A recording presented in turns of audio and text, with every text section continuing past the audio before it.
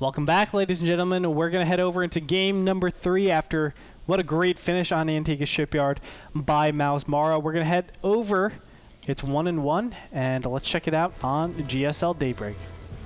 Exactly. So we have Leenock at the top right position once again, starting as the red Zerg player, whereas Morrow at the bottom left is spawning in the blue colors as Terran. For all of you who are a little bit surprised about his race, he's switching races when it comes down to ZVZ because he doesn't like the matchup and he feels way more comfortable with Terran against Zerg. That's GG-GL, and let's hope for another epic match in this third game between Morrow and Leenock. Yep, Daybreak, a little bit of an advantage, I think, for Zerg on this particular map.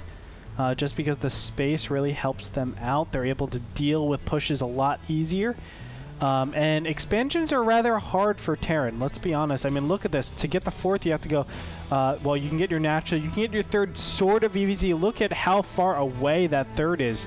But getting the 4th, it's like, I have to cover this area, or I have to cover this area, or even this area. But this is like a nerfed expansion over in the middle. And the other two are so far away that it's a lot of position you have to defend. You have to be super mobile. So it can be rather hard, whereas Zerg, of course, we know it's the more mobile army. They can get around a lot easier, especially if creep is spread very nicely. So we'll see how Leenock actually adjusts to this if he goes for the Zergling type, the Zergling upgrade type of composition in this early game, or if he switches over to Mutas, which I think is rather strong on a map like Daybreak. Mutalisks are certainly an option that Leenock could use, and we've seen sometimes, especially Leenock, doing a lot of builds where he was going for some kind of timing attacks, sometimes even with Roach Baneling, for example. I kind of like, by the way, just as a side note, the placement of the barracks of Morrow, because a lot of Zerg players actually tend to fly their Overlord exactly at this position, and if you build 2 Marines and then just lift off the barracks, you can spot the Overlord and you can position one of the Marines to the left, to the right, and then just kill off the Overlord. So that's really, really nice. But Leenock in this particular scenario is not using that position for his Overlord, but going all the way around the map in order to get towards the 3rd base of his opponent. You know, and this is exactly what I was talking about before, of Morrow just being, you know, understanding the Zerg mindset. He actually sent out a Marine to the top left-hand position to try to cut off Overlords that were going that scouting pattern. And in fact, he wasn't able to stop that, but still, like, he understands how the Zerg mentality should be. You know, he understands, hey, they want an Overlord over there in the top just to check out if there are any pushes that are coming from either the left or the right. And also, he wants to cover that top left position. Unfortunately, he wasn't able to get there in time, but still, it just shows you the amount of insight he has on just the Zerg perspective. You're perfectly right.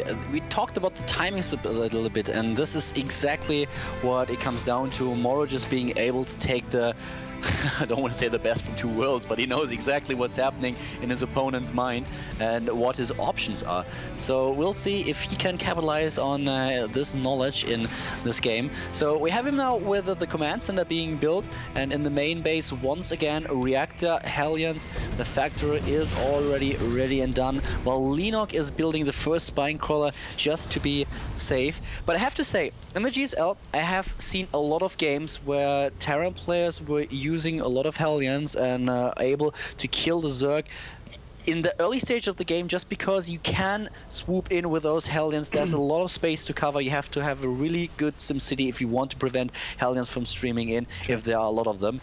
But it's kind of a strategy that we haven't seen all that often, but at some point Marine King Prime, for example, used double reactor factory Hellions, and at some point I've even seen him use triple reactor factory Hellions, which was insane, but worked. I would hope so. If you didn't get Hellions up into the main, what will work, right? But yeah, I mean, that is a very common strategy that Zergs have to watch out for.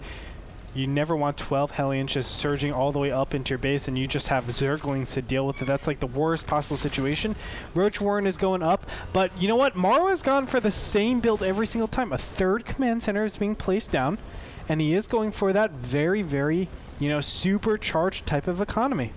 And Gretorp, we have a Baneling nest as well. This is going to be the Roach Baneling bust that we've been anticipating. So this is a play that we've seen from Leenock countless times on Daybreak, and there are the 9 roaches already. He's building 9 roaches, just waiting for the additional lava to pop. The Baneling nest is about to hit as well. He didn't start his tech just yet. And let's have a quick look at Morrow's base. 1 bunker, nothing else, no scouting information whatsoever so far. Will he be able to withstand this push of his opponent? He might have to evacuate this bottom ground, if anything. I'm not sure if he can actually deal with this effectively, but if he can wait, looks like, what is it, 40 seconds until siege mode is finished, so if he can somehow buy time, he will be maybe in a salvageable position, but Leenock is already starting to trek his way all the way across the opposite side of the map. And we have 2 additional bunkers because Morrow scouted it. He knows what's happening and he sees the Banelings morphing. He has the SAVs in position already to repair his bunker. Is throwing down additional supply depots. Oh, this is going to be a tough one though.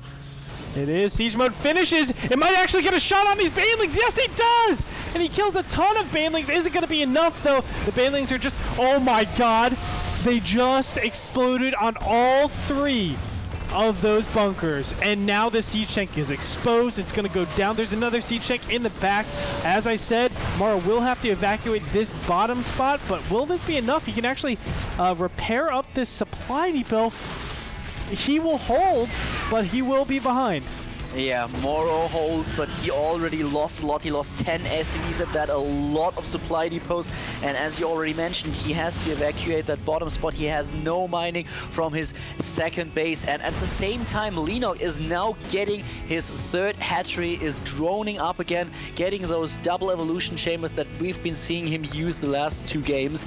And Morrow is down to 50 supply against 73 and in a really bad position, but has a 2nd siege tank now that he can use to secure the bottom ground again.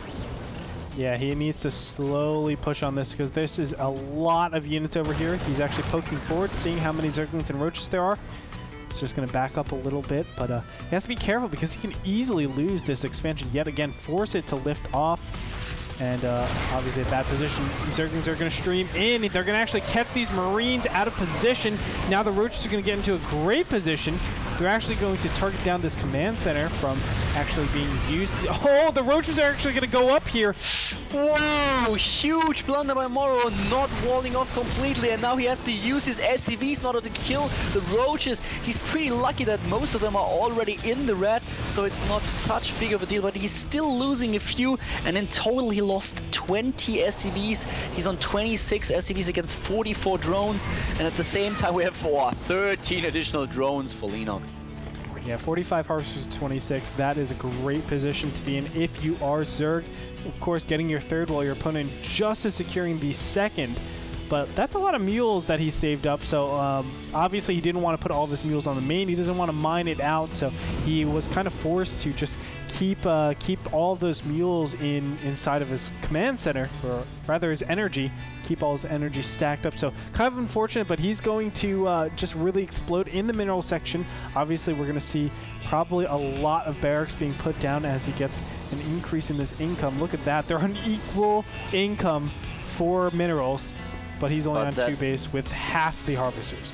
Exactly, that won't last long, the income that is, because we have 67 drones now for Leenock. He just built 2 rounds of 13 to 14 drones each and is now adding so much tech after he just finished his lair. He's going for the speed upgrade for his Banelings. He's going for the Burrow upgrade, +1 attack and armor about to finish. The Spire is being built. He can just do whatever now. And he saturated 3 bases.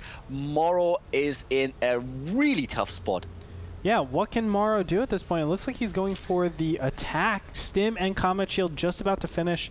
Well, Combat Shield already did, but Stim is about to finish. He just wants to do... No, he's going to back off a little bit here. So just to get a little bit of map control, obviously, on this Xel'Naga tower, but Zerglings will deny that yet again. But yeah, as we were saying, I think he needs to play defensive like he did last game. He is behind a lot more so than the game on Antigua Shipyard. I don't think actually he was behind Antigua Shipyard. I'd take that back, but still, You know, I don't know a good position where he goes and, you know, he's actually in a place where he can actually come back. Yeah, he has to expand again. On 2 bases, you won't be able to do anything. I mean, it's so hard for him to come back anyways, but I think, if anything, he should try to expand now.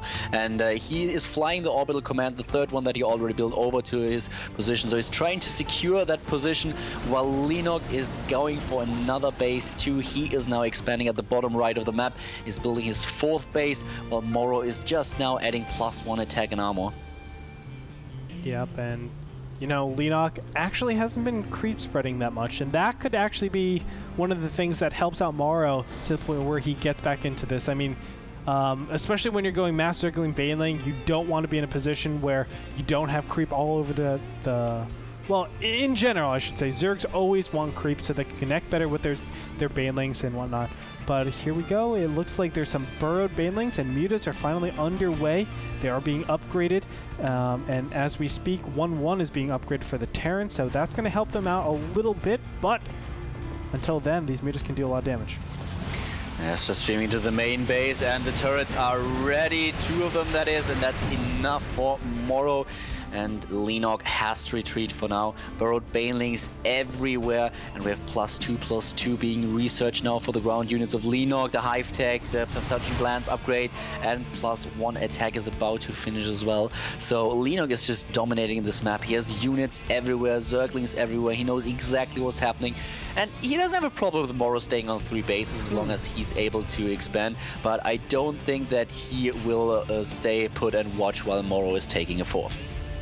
No, he can't. I mean, at this point, I think Leenock will just go directly to Hive Tech, which he is doing, of course, but he wants to get those, I think, not Infestors, the Corruptors out to get the Broodlords. And Broodlords are excellent, excellent units at just sieging up expansion, sieging up entrenched positions, and forcing your opponents to do something that they don't want to do, which is attack into them. So as soon as he does that, he will have, well, obviously he has initiative right now, but as soon as he does that, I think he will extend his lead and really get himself into a position where he just is dominating his opponent completely. I really like what Leenock is doing right now. He did it on Tiga already. He's building Spore Crawlers and Spine Crawlers in his main base, and basically everywhere where he sees a potential danger of drops happening, so that his opponent is not getting the initiative back, the momentum back in the game. He just wants to make sure that whatever happens right now, that he still stays in control of the match. Yep, right now Greater Spire is underway. We can see that the 3-3 is being upgraded as well, so he has great upgrades over his opponent, where he's sitting at 2-2. It looks like Morrow's sitting at only 1-1, and the upgrades aren't even coming down yet. So, you know, I mean, everything, all of the whole equation looks to be going towards Leenock. I mean, for sure, everybody can say that he's in the advantage. What does he do with the advantage? That's the question. How does he use it, and is it going to be effective? Broodlords, I think it will. But I'm just going to keep harping about how Broodlord's a pretty good unit, want to do it for sieging. We have 100 Zerglings now for Leenock. Exactly 100 Zerglings. Pretty standard. And, no, it's exactly 100. I like that. It looks pretty cool. Yeah. It's not 101, no. Well, 1337 would be awesome, but I don't think that's not even possible. It would be cool though. But well, a bunch of them are now trying to attack the 3rd base and take down the sensor tower, and he might succeed. He might succeed in that. No. Repair it. Yeah, you go. Just in time. That frees up enough supply, of course, for Leenock to get those Broodlords. He's at 196 supply. Whereas Khaldor, you are only at 176. Did you see that scan? There were 2 Banelings burrowed, and Morrow just scanned ahead, and that was so important as 67 Marines were just leaving the base, and he was able to take down the Banelings before they killed his entire army. That would be very, very terrible, of course. But you know what? Going this mass Marine army, not good against Broodlords. All he needs to do is get Infestors. Actually, the way he's attacking isn't the best way. Leenock needs to be so careful, because Infestors can actually supplement as well. He should be attacking from this top part, but if he can connect the Infestors with these Broodlords, he'll be great. And there he goes. He's going to connect them, and this army looks almost impossible to stop. Yeah, that looks really, really tough. All those Marines, as soon as they try to engage the Broodlords, there will be the Infestors and the Banelings. So what exactly can Morrow do right now? Not a lot. And here comes Leenock streaming in with Banelings, with Zerglings, everything he has. The Fungal's got a beautiful split by Morrow, but it's not enough. He's dropping his supply so fast, and that fourth base really has a lot of problems now, and namely a lot of Broodlords that are now attacking, and of course all the Muralists that are taking down the SCVs. Yeah, and this is going to be it. I mean, Morrow really doesn't have any other options at this point. He has Vikings, he has Ghosts on the field, but this is representing all of his gas. All of his siege tanks have been wiped out, so you know, mass Zerglings would again be very, very powerful now that the siege tanks and the medevac count is dwindled. But yeah, I mean, this is just dominating performance by Leenock. The fourth base of Morrow is dead. 176 to play against 125 personal cloaking for the Ghost, not done just yet. We only have 4 of them anyways, and now Leenock is trying to attack again. He doesn't have any anti-air so far, so those Broodlords will probably die, but with 2,400 minerals and 1,500 gas, Leenock is certainly in a position where he can rebuild his army without a problem at all. Ooh, a lot of Banelings up here. 16 Banelings being merged. Or not merged, mutated. And they're going to probably crash against all these SCVs and the mules if they don't get denied. No, they're actually going directly for the Marines. The Infestors are going to waddle over, but they're not actually doing anything at all. They're going to get cleaned up as well. But does it even matter, Khaldor? This is going to be spelling GG pretty soon. I mean, Leenock, 177 supply, 114 for you, Khaldor, for you. Yeah, well, at least for my account, that is. And Leenock is going to throw a lot of units against Morrow within the next seconds, namely Broodlords, Ultralisks, Zerglings, Infestors. He's getting the +3 attack upgrade for the Flyers now, and we have Chitinous plating as well. So Morrow, in a desperate attempt to take that fourth base again, is losing another command center, another planetary fortress, and this looks like GG. Oh god, that Fungal would be so nice, but he doesn't even need it. It's just retreating for now. Yeah, it would be if you saw that SCVs were actually able to trap an Ultralisk, and he was able to actually kill it down. Do keep in mind that these Marines do 2 damage against the Ultras, so it's like literally tickling them every single time. But 250 hits to kill an Ultra. Not the best situation, but it could be worse. Could be 1. Morrow is still holding on to this game. He's waiting for a mistake of Leenock to happen, but by now he definitely already realized that he has no chance whatsoever, if not for some really huge blunder for Leenock. Even with an A-click, the Zerg player should be able to win this game, and Morrow types GG.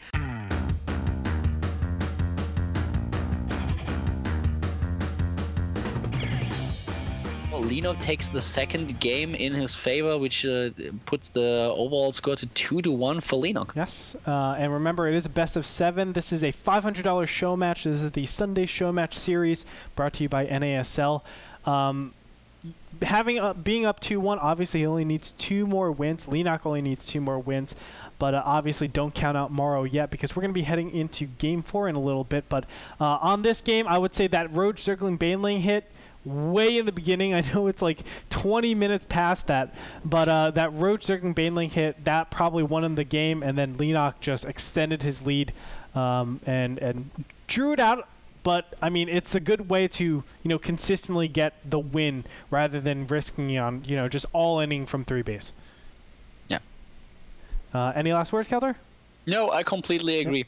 That early attack really did a number on Morrow, and he was never able to recover properly from it. Yeah. So that being said, we're going to just jump into Game 4. We're going to go to a short break first. Just go, you know, freshen up a little bit and get ready for Game 4. So stay tuned, everybody. Leenock versus Morrow coming up after this break.